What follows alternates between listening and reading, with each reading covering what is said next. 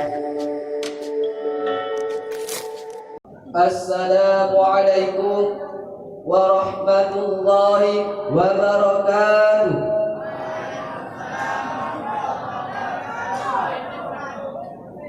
Alhamdulillahilladzi qad ja'ala al-Islam rahmatan lil 'alamin. Ashhadu an la ilaha illallah wa ashhadu anna Muhammadan 'abduhu wa rasuluhu la nabiyya ba'dah. Pertama-tama, mari sama-sama kita panjatkan puja-puji kita kehadirat Allah Subhanahu wa taala. Salawat yang bernadakan salam tak lupa pula kita kirimkan kepada seorang pahlawan, seorang proklamator dan seorang proklamasi, yakni Nabi besar Muhammad sallallahu alaihi wasallam. Takdiman wal ikraman saya kepada Al-Mukarram Abadi selaku pimpinan daya beserta Dewan Panitia, Dewan Hakim, dan terkhusus kepada santri-santri Dayah Nurul Islam. Tidak saya perpanjangkan lagi mukadimah saya, izinkan saya untuk mensyarahkan sebuah pidato yang berjudul Pandangan Islam di Era Revolusi Industri 4.0. Akhi-akhi, ukhti-ukhti, apakah akhi dan ukhti tahu apa itu revolusi industri 4.0? Revolusi industri 4.0 merupakan sebuah perubahan fundamental di bidang industri yang telah memasuki era baru, gelombang keempat dari perjalanan dan perkembangan di bidang industri. Sebab itulah disebut dengan revolusi industri 4.0. Hadirin yang berbahagia, abad 21 seakan baru saja kita masuki. Berbagai karakteristik abad 21 meliputi perkembangan teknologi yang begitu pesat, hubungan antar bangsa dan antar manusia semakin mudah, dan kompetensi sumber daya manusia harus jelas. Dalam Al-Quran surah Al-Hujurat ayat 13 Allah berfirman, A'udzu billahi minasyaitonir rajim. Bismillahirrahmanirrahim. Ya ayyuhan nasu inna khalaqnakum min dzakarin wa untha wa ja'alnakum syu'uban wa qabaila lita'arafu. Inna akramakum indallahi atqakum innallaha alimun khabir. Hai manusia, sesungguhnya kami menciptakan kamu dari seorang laki-laki dan seorang perempuan, dan menjadikan kamu berbangsa-bangsa dan bersuku-suku supaya kamu saling kenal mengenal. Sesungguhnya orang paling mulia di antara kamu di sisi Allah ialah orang paling takwa di antara kamu. Sesungguhnya Allah Maha Mengetahui lagi Maha Teliti. Ayat di atas menggambarkan tentang globalisasi dan mendorong manusia, khususnya umat Islam, harus mampu menghadapi percaturan global, harus dapat menangkap peluang dan menghadapi tantangan abad 21. Karena perubahan dan perkembangan berjalan terus begitu cepat, dan ini telah muncul sebuah era revolusi industri 4.0. Hadirin yang berbahagia, revolusi industri 4.0 sebuah keniscayaan yang mesti harus dihadapi oleh umat Islam.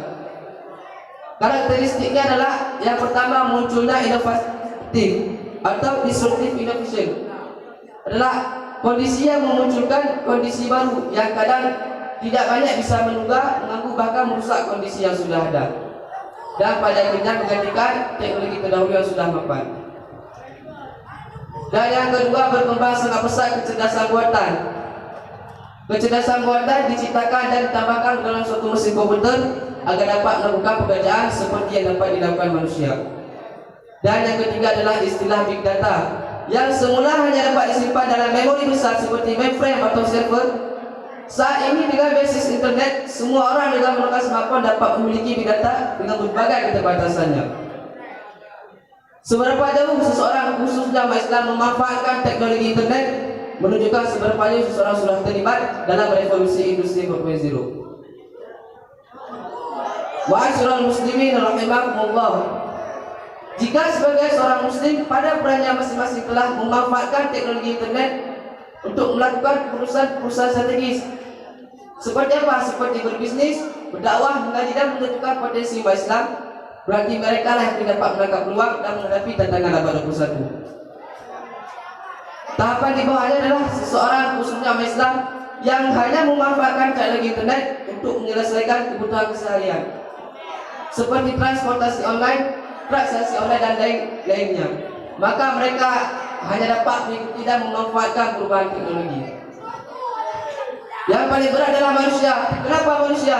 Karena manusia merupakan subjek dan objek adanya revolusi industri 4.0, di mana mereka menjadi semakin konsumtif, mudah terpengaruh hal yang tidak baik.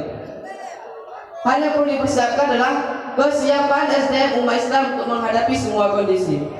Sebuah pepatah sangat terkenal, ajarilah anak-anakmu sesuai dengan zamannya, karena mereka hidup di zaman mereka, bukan pada zamanmu. Sesungguhnya mereka diciptakan bersamanya, sedangkan kalian diciptakan bersamaan kalian. Artinya apa? Artinya ilmu itu bersifat dinamis, tidak tetap. Keberadaannya menyesuaikan dengan kondisi sekarang dan kehidupan masa depan. Ma'asyiral muslimin rahimakumullah. Keseimbangan meraih urusan dunia dan akhirat sangat jelas tersirat dalam Quran surah Al-Jumu'ah ayat 10. Apabila telah ditunaikan salat, maka bertebaranlah kamu di muka bumi dan carilah karunia Allah, dan ingatlah Allah banyak-banyak supaya kamu beruntung.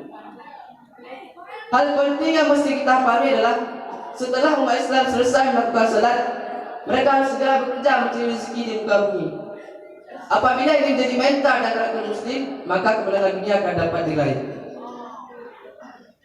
Karena budaya modernisasi semakin marak, meluas dan semakin menyebar. Terlebih ketika dunia semakin menyempit dan membuat manusia lain dengan mudah berinteraksi dengan manusia lain. Kondisi ini menyebabkan nilai-nilai yang dipegang teguh oleh manusia yang sebelumnya bersifat partikular kini kian universal. Perubahan tersebut kemudian menjadi tantangan bagi agama yang dianut manusia modern. Dalam tesis-tesis sekularisme, manusia modern menyingkirkan agama dari ilmu publik dan mengedepankan aspek rasional. Pola pikir ini karena agama dianggap tidak bisa berjalan dengan ilmu pengetahuan dan menghambat laju modernitas. Padahal tesis-tesis yang demikian memiliki kekeliruan yang sangat besar. Kekeliruan tersebut juga tidak sesuai dengan ayat-ayat Al-Quran yang justru memuji orang-orang berpikir. Allah Subhanahu wa taala memuji mereka di antaranya dalam Quran surah Ali Imran ayat 190. Inna fi khalqis samawati wal ardi wa ikhtilafil laili wan nahari la ayatin lil albab. Sesungguhnya pada penciptaan langit dan bumi dan perbedaan siang malam terdapat tanda-tanda bagi orang berpikir. Menyikapi ayat di atas, globalisasi mendorong manusia untuk mampu menangkap peluang dan menghadapi tantangan abad 21. Hal ini karena permasalahan pembangunan peradaban bukan di jalan agama, melainkan manusianya. Sebagai contoh, umat Islam pernah memiliki peradaban modern yang ditandai dengan adanya perpustakaan Baitul Hikmah. Melihat dari hal itu, revolusi industri 4.0 tidak perlu dianggap ancaman bagi agama. Pun sebaliknya, agama bukanlah ancaman terhadap revolusi industri 4.0. Dalam kaitan ini, pentingnya usaha untuk mengharmoniskan ilmu pengetahuan teknologi atau IPTEK dengan agama IPTEK. IPTEK harus selalu dilandasi oleh nilai-nilai moral agama, agar tidak bersifat destruktif terhadap nilai kemanusiaan.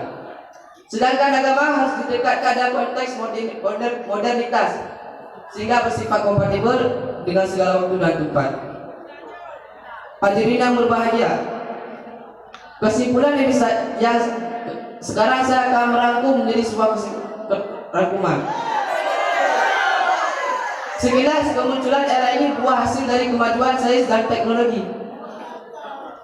Namun di sisi lain justru menyisakan sederet permasalahan, yakni tersingkirnya peran manusia dan digantikan dengan mesin pintar atau internet. Sebuah ironi yang seharusnya terjadi bahwa revolusi industri 4.0 muncul di tengah permasalahan ketenagakerjaan, seperti banyaknya pengangguran dan tingkat kesejahteraan manusia yang jauh dari standar layak. Betapa dengan mudah kerja keras manusia akan dihargai dengan murah, bahkan tak dibutuhkan lagi. Maka dunia harus siap-siap menghadapi problem kemanusiaan yang mendunia, seperti kriminalitas meningkat, kemiskinan global dan lain sebagainya. Sejatinya teknologi hadir untuk membantu manusia.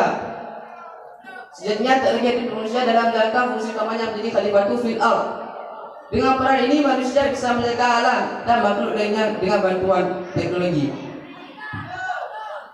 Hadirin yang berbahagia, bila teknologi tersebut justru mengancam eksistensi manusia, maka sebaiknya menjadi evaluasi bersama. Tak ada salah dengan teknologi, namun pemanfaatan teknologi tersebut butuh didukung sumber daya dan manajemen yang baik agar kehadirannya bermanfaat bagi manusia. Sekian pidato saya akhiri, wabillahi taufiq wal hidayah. Wassalamualaikum warahmatullahi wabarakatuh. Ya Allah.